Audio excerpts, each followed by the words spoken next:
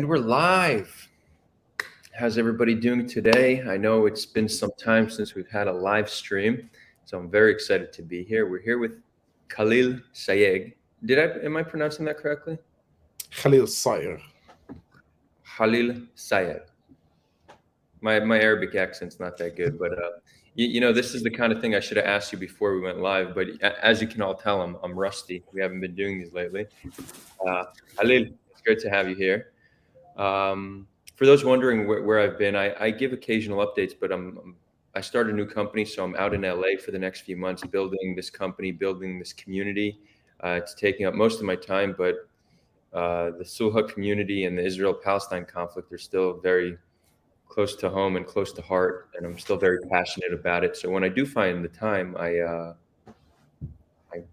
come on for a live stream. So here we are. So Khalil, great to have you. You were born in Gaza.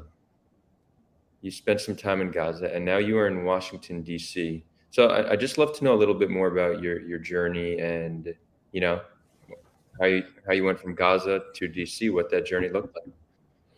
Yeah, thank you, Adar. Thank you for having me. It's a pleasure to be able to speak with you. It's always refreshing to hear from people in the Israeli sides who still believe that peace is possible, and it's necessarily at a time where the society seems from far shifting more and more toward extremism, both on the Palestinian side and on the Israeli side as well.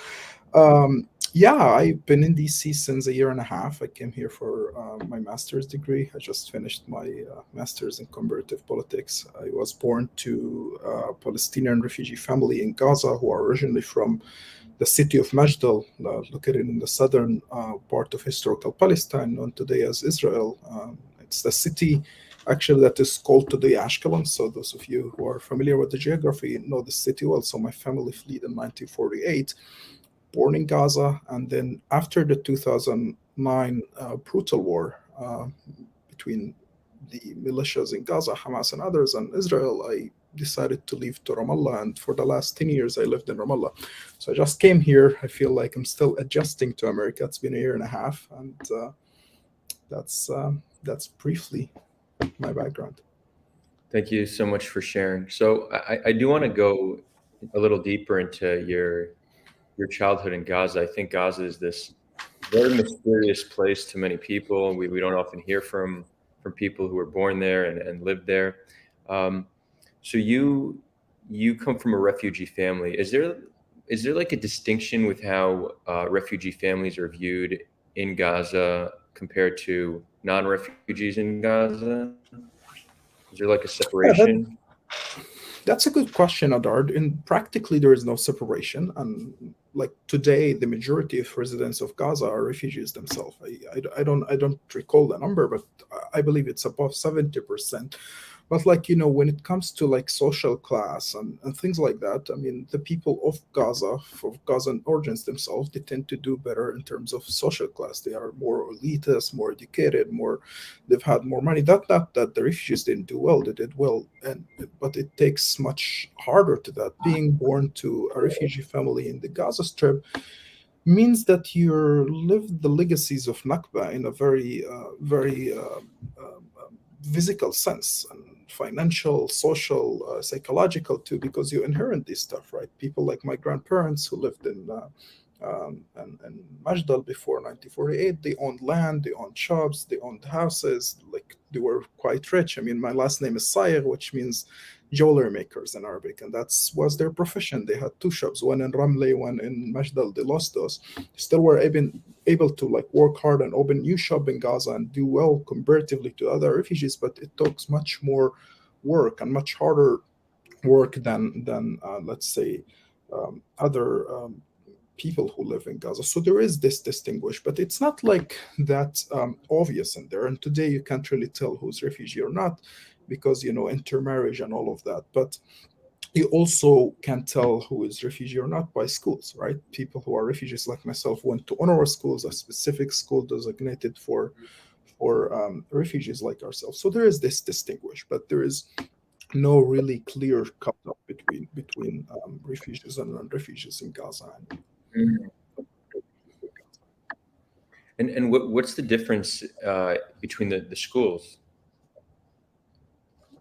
Well, there is no different in terms of the education. It's a similar curriculum, but refugees can go to UNRWA schools, which is funded by the UN, and it tend to offer free education, which people would obviously prefer as refugees. And then non-refugees would just go to government schools. Now you can go to government school if you are willing to pay a very small amount as a refugee yourself, but it's always better to go to UNRWA school. And there is something there, I think, that is also psychological and something that has to do with identity, that refugees want to keep this identity that we are refugees and we belong here temporarily, and then we are going back to our homes, and that this is the I think part of it. Some people would send their sons and daughters there to like remember this idea, but others just do it of social economical reasons, and they just got used to that. It's cheaper, it's more accessible. Some would argue it's better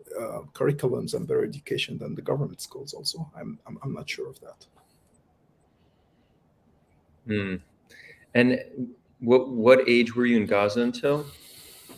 Well, I lived until I was 15, and I left Gaza when I was 15. So I lived through the second Intifada, lived through the inner conflict between Hamas and Fatah, and then I lived the 2009 war, and was the point where I knew that there is no future for someone like myself in Gaza, and decided to leave at a young age.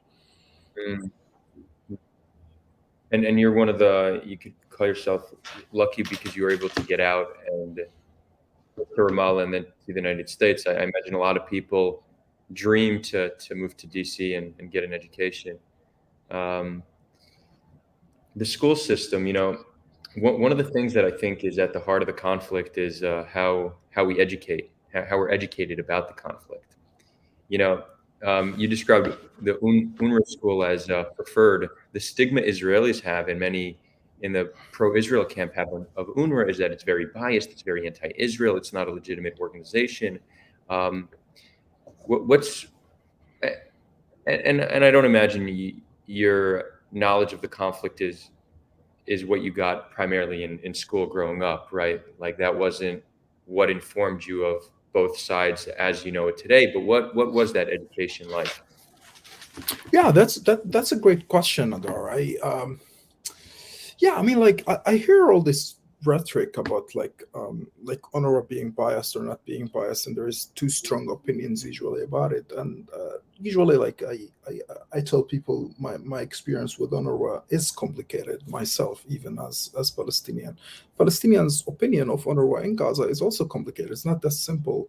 A lot of Palestinians think that UNRWA is corrupt. A lot of Palestinians think that UNRWA should do more for the Palestinians that they are doing now. And I know the pro-Israel camp is always like, oh, they're doing too much. The world is spending too much on the Palestinian problem. They should spend less. But the truth is, UNRWA is offering education for the refugee population in Gaza and Lebanon and Syria and other places, and this is needed. It's not that these schools are fancy or anything, or there's a lot of money spent on them. I mean, just go to like one of these schools and you see how much lacking of basic air conditioning or like heating system or anything. You go in, and in my classroom we used to be 55 students in the classroom, and you would do one semester in the morning, like from the morning to the evening, and the second semester like you go afternoon, you go after 12 to like 5 p.m. Why? Because it's so overpopulated in Gaza. And then someone comes and go like, UNRWA is not important, we should withdraw the fund from or whatever. If you really want hundred thousands of Palestinians without schools, yes, that makes sense. Now, on the sense that it's bias toward Israel, I don't understand what that means. Like, what is the definition of bias or not bias against Israel? Now, here's the thing to keep in mind. The UNRWA serves there are two things the UNRWA is trying to do. One, UNRWA schools is to educate the refugee kids, and two, to employ refugee kids. So when they grow, obviously. So the teachers that are teaching you are also refugees themselves, who are shaped by the legacy of Nakba, who are shaped by the existence of the occupation in their life. And the whatever education you're going to receive is shaped by whoever their as teachers, and to understand like whether radical or not radical these people, or what you have to do is look at the population of Gaza or the West Bank for that matter. And depends on how radicalized the refugees population are, the teachers will be radicalized. Is that a positive thing? Do we need to honor what to do more work on that? Maybe, I don't know. But what we know is that there is seem to be no way of getting out of this as long as the conflict continues. Now, on my education, I describe my experience with honor, as I said, as complicated. On the one hand, the curriculum is put by the PA, something that is supervised by Europe Union and America, and to a certain extent, we know that the curriculum doesn't really have that big of a problem. There are certain texts here and there that should be fixed, I think, within the curriculum with regarding to peace in general and perception of the West and the Israelis and the Jews specifically too. That need to be fixed. But what more dangerous, I think, in terms of radicalization, what we call in Arabic al-manhaj al-khafi, which is the hidden curriculum. What is the hidden curriculum? The definition of it is the teacher comes and he just tell you what he wants to tell you. It doesn't have to be in their curriculum written. And I've had experiences like this where, the teachers would like, try to like while out of their nationalist feeling and anger on the occupation, spread stuff as anti-Semitism or ideas of conspiracies against the Jews and the West and the war, and that was pretty disheartening for me. But not only that, as someone who is part of the small minority in Gaza who are Christians and Christian myself, I was shocked that some of my teachers were Islamists who would spread anti-Christian sentiments in the class, not knowing that I'm Christian there or knowing. And that there is that, but that's not in the curriculum. That is not official policy of honor or official policy of any educational system. That's teachers, that's people who are there. I am sure that you go to some schools in the U.S. and in the South, and you'll see a white nationalist walking to the class and just teaching all sort of anti-Semites idea or anti-immigrants idea or whatever. So it is hard to control these things, especially given the social economical situation. They're giving that historical reconciliation and solution for the conflict itself haven't been found. Cool, thank you. I didn't even realize that. I didn't realize that if the teachers themselves are Gazan, clearly they're going to have a certain worldview based on their experience and their family's experience. So it's almost like if and again, Israelis are taught by Israeli teachers who also have their own experience that reflects how I'm sure they teach certain things. I wonder what can actually be done to make the education more equipped for like a reconciliatory mindset rather than a conflicting one. But I think that's a whole can of worms we could explore. I do want to move to more so. You're in your bio. It says that you understood at some point that dialogue is important. Dialogue between both sides is important. So when was that, and how did you have that realization? Yeah, so growing up in Gaza to a refugee family meant that I was like, as I said, shaped by the legacies of Nakba.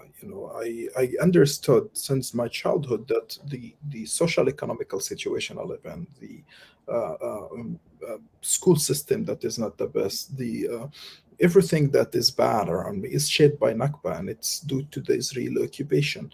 This doubled with the nationalist education you receive, and by the virtue of the conflict has continued, the picture and the way you perceive the other is completely negative. Israelis look at the Palestinians in a negative term, and we look at the Israelis in a negative term. And to me, growing up, I thought that the only solution is what is being offered on the table in Gaza at that time. And what was being offered is armed struggle, and that we have to fight, and not talk to anyone, not civilian, not others, because that's the Hamas's approach to in Gaza. Let's be honest with ourselves. Hamas's approach has been clear, at least on practice, on the ground in Gaza. I'm not talking about fancy statements in English or like people in Qatar and how they talk to the Americans, the way they talk to us, to the people on the ground. is that there is no negotiation with the occupation. There is no talking to the occupation, whatever. And when I mean occupation, when I say occupation, they don't refer to occupation in the legal term that I think is unjust and need to end, but they refer to the entire population of Israel. No talk to any Israelis, no conversation, and feeding us more nationalism and Islamism anger toward the other. We need to fight with the armed struggle. And I myself bought that as a child. I thought that seemed the solution. They don't want us to kill us in Nakba. They want to kill us now again. I lived through the war. I've seen hundreds of people dying in front of my eyes. In 2009 war, I was in my school, and when Israel bombed the police station and killed 200 members of Hamas's police, I've seen literally the blood. I've seen dead bodies in front of my eyes, hundreds of them. And I grew up angry. I grew up feeling the pain of my people dying. I have known people personally who were killed by the Israeli airstrikes in Gaza. So I didn't think of the idea of like even talking to an Israeli was blasphemy for me. You cannot even think of it. And after being in the West Bank for a while, and at around the age of 18, I decided to talk to Israelis for the first time. And it was surrounding the 2014 kidnapping of three teenagers in the Gush Etzion area that really frustrated me as someone who was thinking more of ethics and religion, and I was studying religion at that time. I found that this is such an inhumane thing to do. Like you kidnap three teenagers and you kill them, and all the Palestinian media was spreading that they were soldiers. And I fact checked that how can be 15 years old soldiers and whatever. And it turns out they're religious, they weren't soldiers, they weren't in duty, all of that. And this was when I really got frustrated. And this was the first time I decided to hear the Israeli point of view. And obviously, it was hard. I don't have permanent. My language was very limited. My Hebrew was really limited. My English was even worse. And as I started this journey, to make the story short, and talking to the Israelis, I was shocked with very simple and what seems like a foolish point from an outsider perspective, that they're just human, that they don't really want to kill me, not all of them at least. Yes, what is happening in terms of politics can lead to my death, even. And I'm aware of this reality, and I'm aware of the imbalance of power, but the people themselves are not really aware of what is happening there. And it seemed to me, and I realized at this moment, that we are both completely blind to the experience of the other.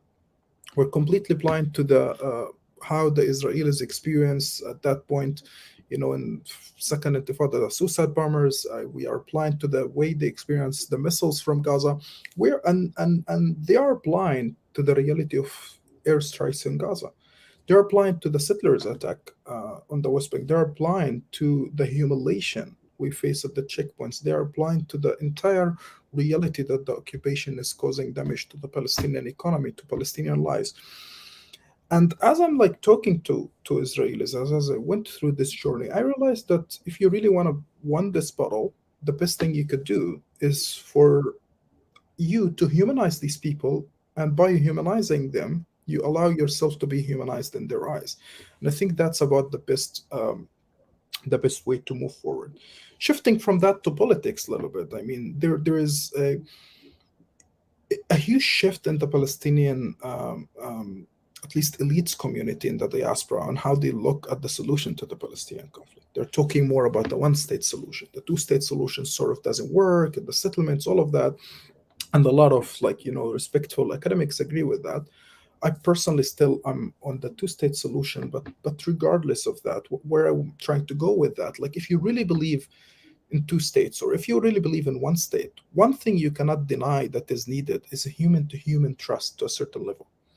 Now, I'm not very optimistic about human nature, especially when it comes to Israel and Palestine. I don't think everyone going to fall in love with the other. There's a lot of conflict. There is a lot of injustice that need to be solved. But I think for especially those who are advocating for one state solution, which opposition I think is radical and dangerous myself, I think it sounds to me crazy that you think that you really can do that, but at the same time hold views that you shouldn't talk to the other side. Because you want to live with these people, but on the other hand, oh, don't talk to them. We have to like punish them until they believe in one state solution. Well, guess what? Not gonna happen.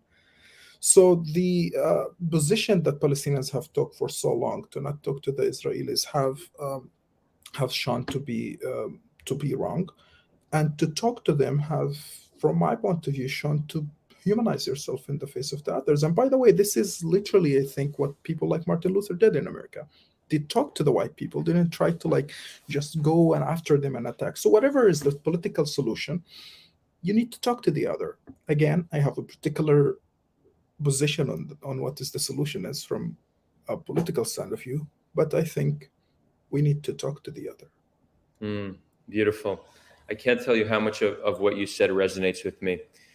So first of all, we have a similar wake up moment. It was also in 2014 when I became active in peace building.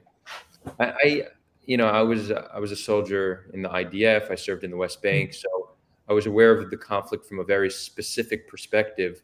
But and I got out of the IDF in 2011, so I had a few years of reflecting and starting to see things differently.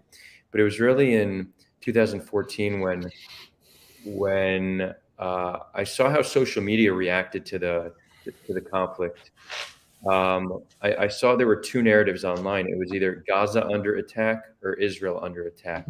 Nobody, nobody was saying Israel and Gaza under attack, or nobody was trying to show how the people, the average individual, both Israelis and Palestinians, are suffering right now, right? So this kind of inspired me to begin to write Facebook statuses. Back when Facebook was a thing, now it's a dying platform, but back then it was hot shit, So I was posting just on Facebook, and I saw that people were responding positively. Not everybody, but a lot of people were responding positively to the messages I was writing. So that kind of got me to do more and more. And as you could say, the rest is history. I've been doing some peace building work since 2014, but I reached a very similar conclusion to you early on, that it comes down to the humanization of the other, right? If we can engage in dialogue, if we can listen to Palestinians and hear their side and their story, their narrative, and then they'd be more open to listening to us and hearing us, and we begin to see each other as humans. So what you said is beautiful, and it very much resonates with me.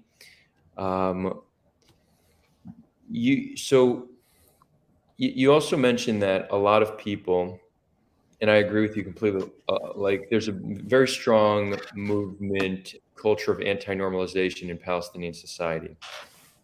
And this essentially says, and normalization is a broad spectrum, right? There could be normalizing in the sense of working together or working for Israelis. That would be one form of normalization. But then on the other side of the spectrum, one would say normalizing is even talking, even engaging in dialogue. This conversation right now, some would view as normalization. To me, it's clear that it's very hard to make progress if we can't speak, right? How can we convince each other of anything? How can Palestinians share with Israelis their struggle and their narrative without communicating with them? Who else is going to show them? Are we going to rely on the Israeli education system? Are we going to rely on the media? No. So Palestinians have the ability to be educators and have the ability to transform the hearts and minds of Israelis by engaging with them. But everything that was just said is controversial, right? So do you get a lot of backlash? Like, or do you get what kind of backlash have you received for this approach? Yeah, I definitely do. And I just want to start by commenting on something that you said before. It seemed like, from my point of view, like when I say this stuff, like on human suffering, I like sort of uh, like talk about like Israelis and Palestinians and both having gone through suffering and trouble. Like there is like people try to like, I don't know if it's I miscommunicate or people try to manipulate my words to like make it as if it's an equal suffering. I don't believe that this is true. I hate the idea of like comparative suffering in general, like to Right. compare what is worse, your suffering or mine. But the reality is that quantitatively, at least, Palestinians are going through much more things than Israelis.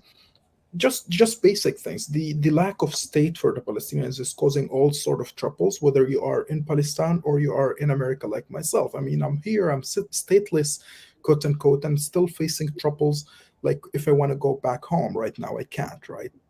to the West Bank, really. But if I want to go to any other country, the whole visa issues, and are you state of what citizen, and like, I don't know, even if I go to get the driving license here, which country can I put in the birthplace, and I get confused and they get confused and all that. There is a tremendous suffering in that sense of stateless, but also the continuation of the occupation. You don't know really what does it mean to go through checkpoints within inside the country, and literally the fragmentation of the West Bank and the literal blockade of the Gaza Strip. What does this do to the economy? Speaking of only the economy itself, speaking of also the human cost, life, and all that, it's horrible. So I'm not comparing both of those, but at the same time, realistically speaking, we know that in order to solve that, you need to like somehow convince the Israelis that this need to be solved, and you have to like appear to how they see themselves and how they see the things and how they see their identity. You're not gonna be able to change their identity.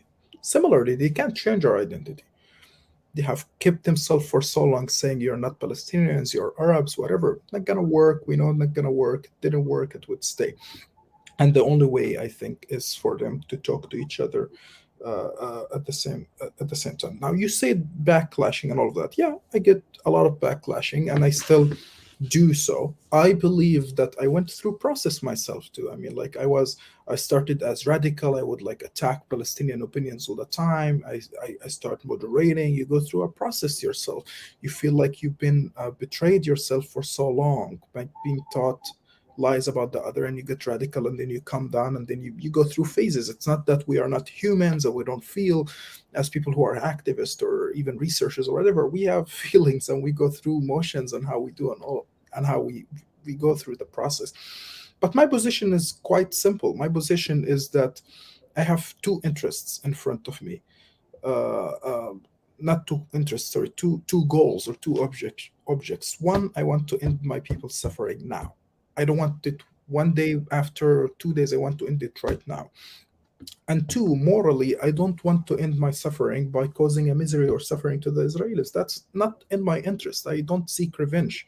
The idea of revenge is not going to help us and not going to lead us anyway. And I think, realistically speaking, the only way forward is for Israelis and Palestinians to come to terms together. Realistically, but also morally, to me, like, morally, I don't want the Palestinians to, like, in the future attack the Israelis, nor the Israelis to attack the Palestinians. And I think that human foundation of talking to each other is very helpful in that. But not I'm not I don't believe in illusion. I know that there is no actual movement in the ground for that. Honestly, if there is an actual movement of, like, let's say 200,000 people who really believe that, both on Israeli and Palestinians, maybe the entire thing would move even to one state solution. But we know that it's not there. We know that it's not there. And that's why I'm still realistic enough to say, let's separate two states. And after the two states established, we continue to work on human to human connection. And hopefully that these two states wouldn't have any, hostility toward each other in a national level and in a human level. And if they have, then there are two states, and there are ways to manage conflict between two states. But I think the likelihood that it would be much, much less than what we have today, given the occupation. Cool. So let's go deeper into two states, because two states, while it is the flagship solution we often hear about, it's becoming decreasingly popular amongst inhabitants of the land. You have around 50% of Israelis, Jewish Israelis, still support the two-state solution. But I think on the Palestinian side, it's around a third currently support the two-state solution. And public opinion can change with the change in conditions or leadership. It's like no opinion is really set in stone from year to year, generation to generation, given change that occurs. So I think public opinion certainly can change, but it's not so popular now. I think Israeli concern, what drives Israelis that don't support a two-state solution, it comes primarily from two reasons. One would be like a religious ideological perspective, that the entire land is Jewish land and we don't give any of it up. And the other is learning from what happened in the Gaza withdrawal, where it didn't create peace, it just created more conflict, and Hamas took over, and now we have this challenge in Gaza that no one really knows how to solve. For Palestinians, it seems like what's driving the lack of support for two-state solution, and correct me if you feel differently, a lot of it comes from also an ideological perspective that the entire land is Palestinian land, but also there's like in honor, something connected to honor, that it's not only Palestinian land. We cannot agree to let Jews have an exclusive country, like a country that's theirs on our land. We'll never agree to it. They would be accepting defeat and humiliation.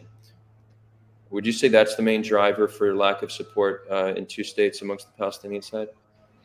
Well, I would start by saying that the question of causation is very tricky one, and it's very hard to tackle. We know that correlation doesn't mean causation all the time, meaning that perhaps there is correlation between this feeling or whatever of honor and then humiliation, whatever. But how do you like really measure that? There are about no way to measure that. So I wouldn't like make such a statement, especially given that we have such extensive data between 2001 and today, in which majority of Palestinians, above 60%, in consistent way supported two states. Now, if you really look, and when the times when the solution of two state dropped down, there are two factors. One, aggression, like war, or like more raid inside West Bank or in Gaza, whatever. This is where it drops, or more also attacks from the Palestinian side, where then the nationalism feeling and resistance and all these ideas start raising. Now you look, and usually like after every Gaza war, for example, it dropped really down among those who believes in two-state solution. It really drops down, and then you wait 6 months or whatever, it increases usually. Now, when it comes to public opinion of the Palestinians too, there is another factor, which is political reality. Palestinian people are aware, as the Israeli people are aware of the what is happening, the settlements expansion, all of that. There are media, there are newspapers, they read about this stuff. And if you look at the data, you also find decreasing in numbers whenever there is no peace process. Settlements are expanding, and day-to-day experiences on checkpoints, etc., make people disillusioned toward it. Now, my fear with the disillusion with the two-state solution is that the Palestinian people are more moving toward a status of nihilism, meaning they're not really moving toward, oh, let's work on a one-state solution. I don't see that happening on the ground. Those who afford to dream or think of one-state solution, you would find them mostly in the West. They don't live the reality, I think, on the ground there. They don't know what the amount of separation and conflict between the two people are. It just, there is no about movement where there are there is no even 100,000 people who would protest together for one state solution, Israelis and Palestinians. And as long as you don't have this grassroots level movement that would make someone like me convinced that ethnic conflict and history of the conflict between two people are there, I would buy that. Like, I would buy it if there were 100,000 who go there. I'm like, okay, let's increase this movement. But there's no about movement in there. No one supports that. This is one thing. The other. Wait, I just want to make sure I fully understand. So you're saying that those who support one state in Palestinian society, it's primarily from a place of nihilism and despair, rather than like a deep-rooted ideology that they firmly believe that? I fear so. I fear so that is the situation. If it wasn't that, from my point of view, you would see a social movement of some sort organizing around this idea. Because if you really have like an ideological idea that you really believe in and a dream, you would be able to mobilize behind an idea. Now, the sad thing is that neither the two-state solution nor the one state in its form of democratic whatever has been able to mobilize people around it in this very weak period of the Palestinian people. Because the Palestinian people, the institution in general, state capacity in the West Bank is very weak. So what is happening is just a nihilism. It's just resistance. It's one state, whatever, but without a vision. And this scares me. This scares me. If you like, where do you want to go, right? Like, if you really go back to a one state in the sense of like one Palestinian state, even if it's democratic, this also should scares me, because I know it's not feasible. Is the Israeli regime not going to like disappear, nor the Zionist people? And this is scary. So if people are able to mobilize behind this idea, and one of the conditions that I would see that this mobilization is really working is that Israelis are joining, then I think this idea is successful. As long as it's not being able to mobilize people and to draw both Israelis and Palestinians, it doesn't seem to me it's feasible that both sides can live in a one state together, not on the short term at least. Yeah, I do think that at least on the Israeli side, those who support a one-state solution are very passionate and adamant about it. Not all. Some, it comes from fear of Palestinian independence and what that might mean. But a lot of them, it really comes from a deep-rooted ideology that the entire land is Jewish land. We have a small sliver of land. It's the only land we have, so we're going to hold on to as much of it as possible. And I think you could. I think you don't have people rallying in the street with that ideology, but there's a strong core of that ideology. Now, I consider myself solution agnostic, meaning I would support any solution that is really just for both sides, that allows for security, liberty, dignity, and the ability for prosperity for both nations. I would support that. I have concerns with both a one state and a two state. It very well may be that neither of those are quite the solution that's needed. But I do want to go deeper into two states. So one of my major concerns about the two-state solution is, what would a Palestinian government look like, right? Let's say Israel withdraws from the West Bank, whether it's unilateral or not, right? Unilateral is one option. The other is it's with a peace agreement with the PA. But is the PA stable enough? Will they survive, or will a withdrawal of Israel create major infighting and a rise of Hamas in the West Bank? What are your thoughts on that? No, the BA as it stands today is not stable, and there is possibility for Hamas taking, especially if we just like do it unilaterally, as you use the word. But here's the thing: I will just want to address like two comments on like the one states that you said, and then go like the people who believe in the Jewish majority sort of idea, right? Like not Jewish majority, Jewish land, like connection religiously to the entire land, whatever.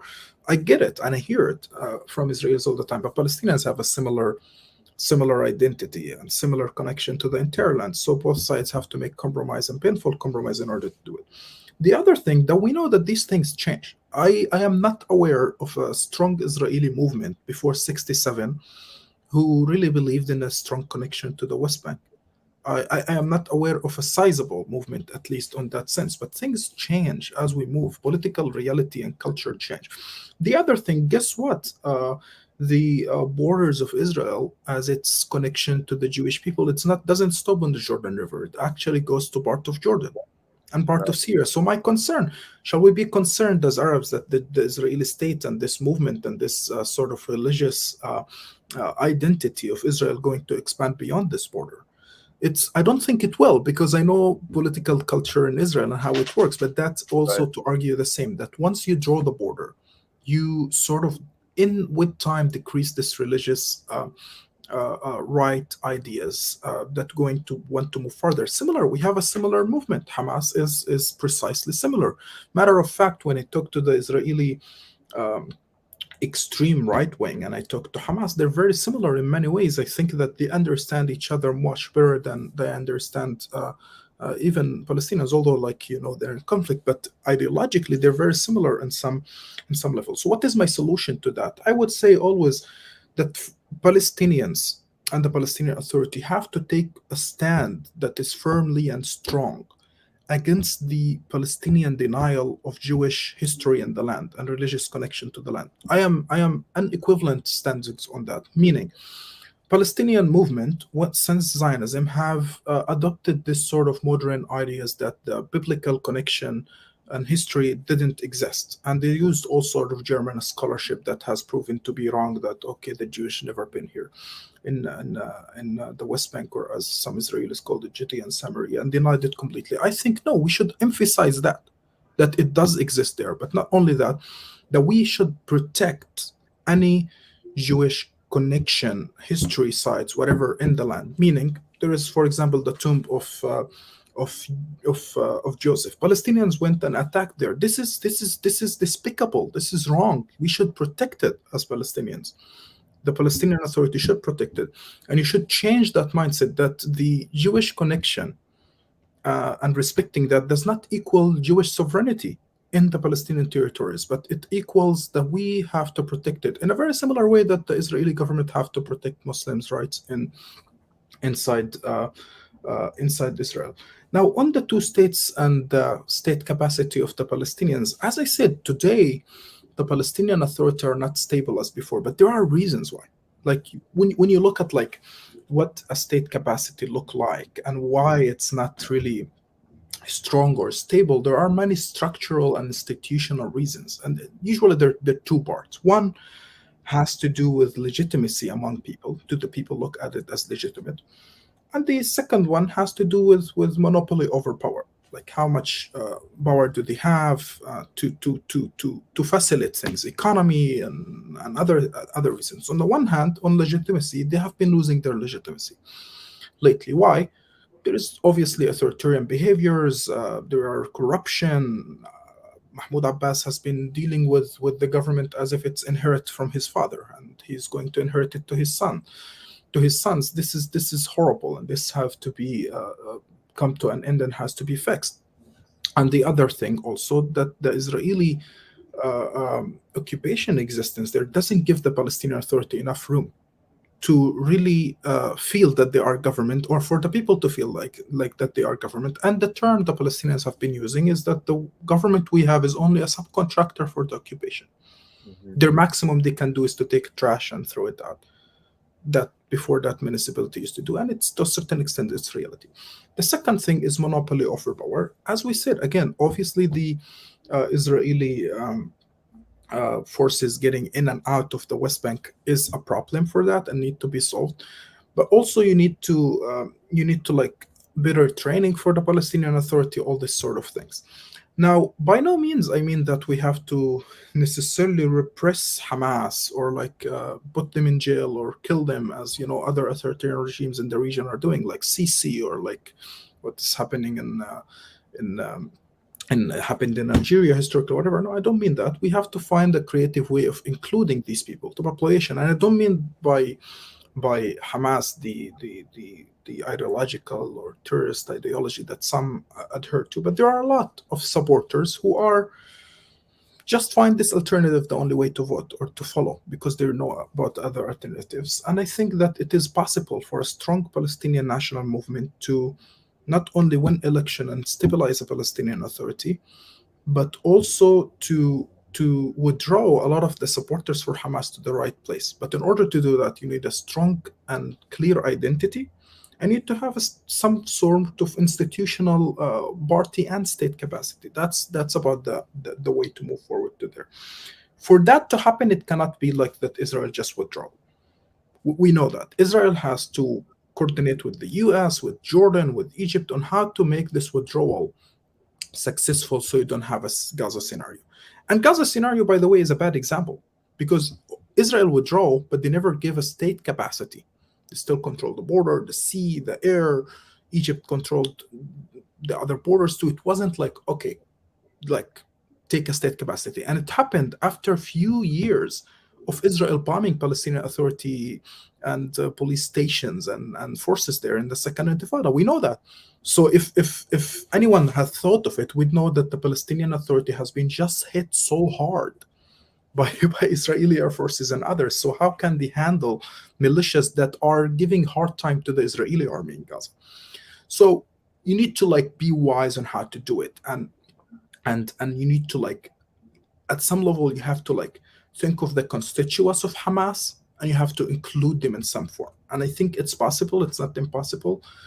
And again, as I said, I think I research and maybe I'll change my opinion. If I become disillusioned about the idea, I'll let you know. But I hope I wouldn't. But if I am, I would confess it. I always change. So you can quote me in that, but know that it can change. Awesome. We are gonna. I do want to take some questions. So, chat, start asking questions. We only have around 15 minutes, so we won't get to all of them. In the meantime, so you seem to think there is a path forward for the PA to strengthen, become legitimate, and maintain control over the West Bank and potentially even Gaza, if things are done correctly. But it's a process that can't happen overnight. It needs to be worked towards, right? I absolutely think so. I think that today the Palestinian Authority is in a weak place, but as things move forward and in the Palestinian inner politics as well as Palestinian-Israeli relationship, the legitimacy can go up and or down. And I'll give you positive and negative example. After the I can't think of a positive one, sadly, but I'll give you an example. After the death of a Palestinian opposition leader, or not leader, an activist in the West Bank, Nizar Banat from Hebron, was killed by Palestinian Authority security forces, that the legitimacy and support for Fatah and for the Palestinian Authority dropped down dramatically. It was crazy. It dropped down. We could see like it was as low, I think, as 30. And there was like, that was pretty low. But like before that, when Fatah was doing good, dealing with the pandemic, there were a lot of like things on like how they are like trying to like keep the pandemic under control, all this sort of stuff. Hamas was sort of also cracking down on the opposition in Gaza. They were having electricity problems, whatever. The support for the PA was quite high, and at that time also, Abu Mazen have said no to the Trump deal. He has made it clear that, oh, we believe in two-state solution, but we don't like, just compromise everything. So it was, the legitimacy has getting better. Now, moving forward, as I said, we need to like focus more on institution efficiency. One of the most, like statistically speaking, the best thing, according to some studies, obviously, that indicate why people look at government as legitimacy is the government efficiency. Is it delivering or it's not? Even if it's not democratic, by the way. You look at states like United Arab Emirates, they're not democratic. They're far from being democratic, no like really liberty in the United Arab Emirates, but they're very efficient. And people trust them. The trust of government is really high. People don't want to really go on a revolution against them, not all of them at least. So government efficiency and stuff like that have to be there. Not that I'm against democracy. I'm obviously for democracy. We will need to have election and all of that. But meanwhile, like how do we manage the situation right now until we reach an election, given the fragmentation of Palestinian society? I'm sorry, I feel like I rambled about that. No. Look, everything you're saying is super insightful. I wish we had more time. Back when Sulha was my main jam, we were able to do like these 2-hour sessions, but now I'm on a extremely tight schedule, so we wrap it up in an hour. And I actually think some of the viewers would appreciate that. They'd appreciate it short and condensed. So that's what we're doing. We do have a question. We have a bunch. We won't get to all of them, but or Khalamish, or good to see you. It's been a while. So Or is actually also a big supporter of two states. He asks, what tactical steps can Israel do to help in terms of strengthening the PA to the point where we feel like they can have solid control over the West Bank? I mean, that's a good question. I am not really as focused on what Israel can do, given that I know that the Israelis are unwilling to do a lot. Sadly, depends on the government. I think this government is willing to do a little bit more than the government before. Whatever. I'm focused on what we, the Palestinians, can do within inside to do it. But like Israel can do many things. Like Israel controls the in and out of the West Bank and the Palestinian Authority. There are things as simple as that the Palestinians in the West Bank don't have access to like, how do you say it, like the registration of IDs of the people who live in the West Bank. For example, we have hundreds, I don't know if hundreds or 10,000s of people who are Palestinians from Jordan or from Gaza who moved to the West Bank, live there, married, and they don't have IDs. They are been there for 10 years or whatever. Things like that, for Israel to just give the PA this right to issue the IDs and to control the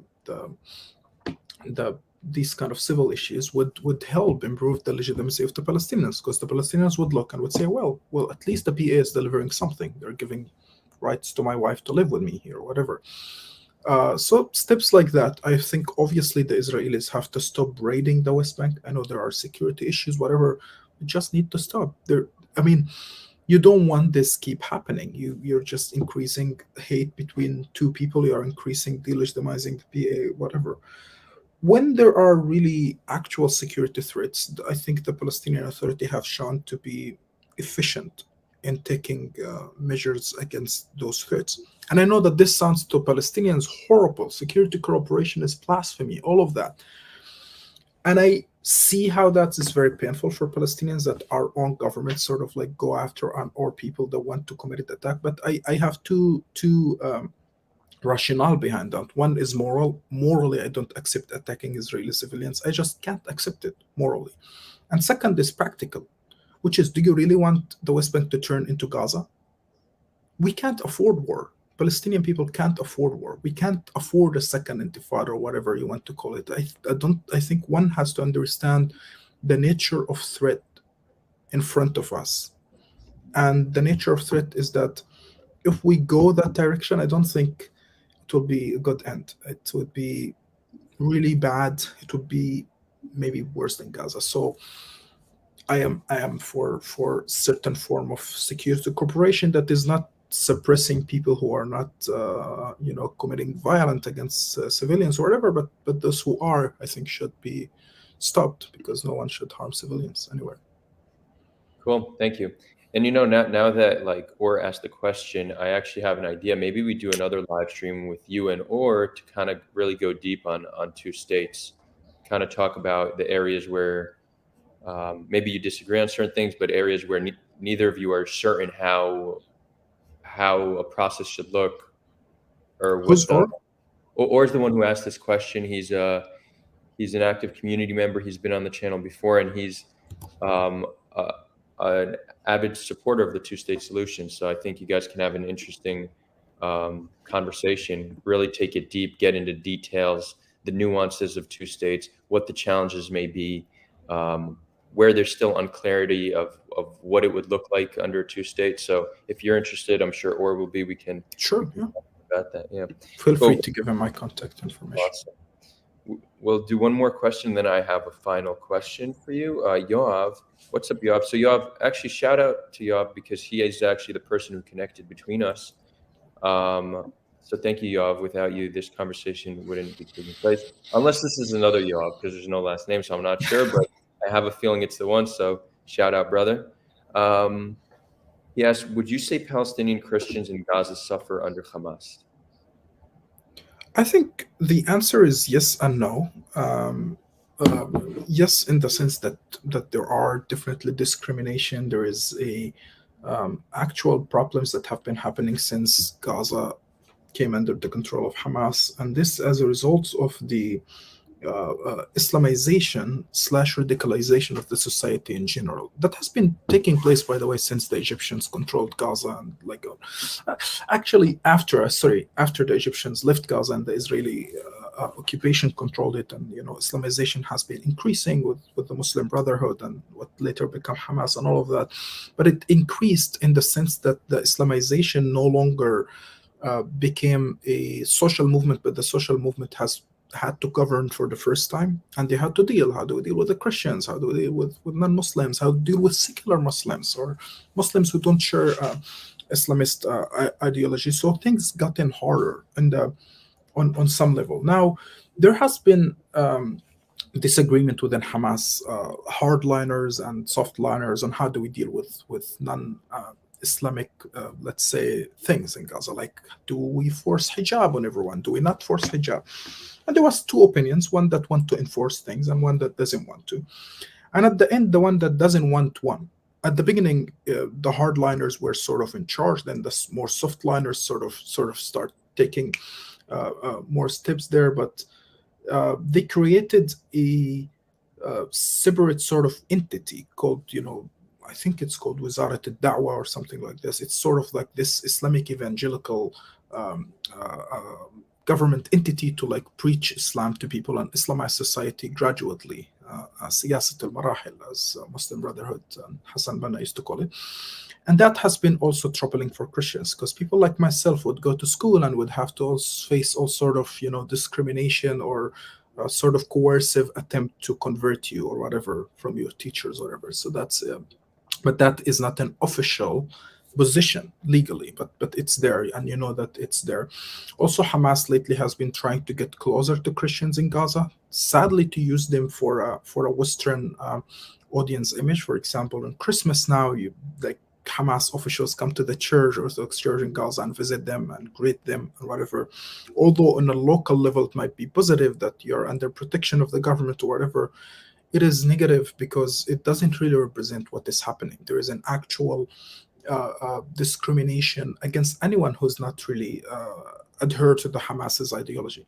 Even those who are Muslims themselves, it's not only against Christians. So the answer is really complicated. I would like to dive into this whole thing. Can take a whole episode just getting to the details of that, because I know there is the amount of disinformation out there that is very negative or very positive about Hamas is dealing with the Christians in Gaza drives me crazy sometimes, because like you're either like, oh, they're just great, or you're either like, oh, it's just like another Iran, and it's somewhere in between. It's bad, I would say. I don't want to live under Hamas, but it's complicated. Cool, thank you. Last but not least, so what's your plan for the future? You're finishing your education. Do you want to return to the land and get involved in Palestinian politics? Do you want to do it within the political system, or do you want to make change from without? Like, what are you? What's your goals? What's your approach here to actually making change? Yeah, well, the truth is, I came here with the idea that I will come 2 years, I'll study, go back to Palestine, and just like I don't know, like become an academic teacher, do something, and do more activism on the side.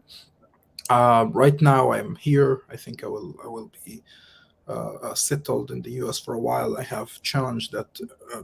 I was on the West Bank on a permit by Israel, yearly renewed. Now it's revoked, so legally I can't really go back to the West Bank. So the only chance I have is to go to Gaza, and it's difficult given the economy and all the situation in Gaza to be there. And I don't think Hamas would be very welcoming to someone like me too.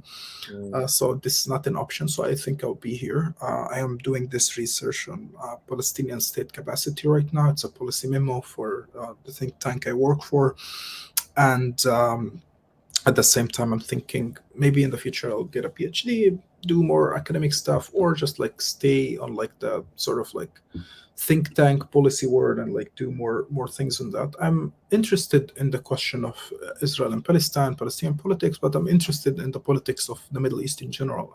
I've done my research on my master's was on Tunisia and Egypt, and political parties building there and their impact on democratization. So I'm not only interested in Israel and Palestine. I try to have a broader uh, um, interest, because the truth is, studying Israel and Palestine for someone who lived through the nightmares of wars and occupation and all the difficulties I lived through is quite draining, and it's quite emotionally and psychologically like torture. Sometimes you read about the very stuff you you lived through, and you have to be objective, because I really believe that you should try to be as objective as you can, apart from your emotional pain, which I know a lot of academics says that that's impossible, but I have happened to disagree with that.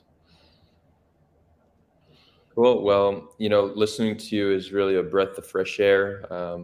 Your views are not only compassionate, they're intelligent, they're rational, and I think we need more young leaders that speak the way you speak. So I hope you continue with this and just get involved. And who knows, maybe one day you'll be the Prime Minister of Palestine. Huh?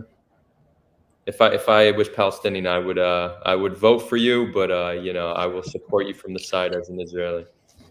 I don't think I have any interest in office at that time, or for Who knows? uncertain. Time will But maybe when I'm like 50 years old and Palestine tell. becomes a democracy, yeah, maybe.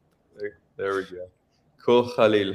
Thank you so much. It's been a real pleasure. I'd love to have you back on at some point. So let's keep talking, and yeah, I'm looking forward. Absolutely. Thank you for having me, and thank you everyone for being with us.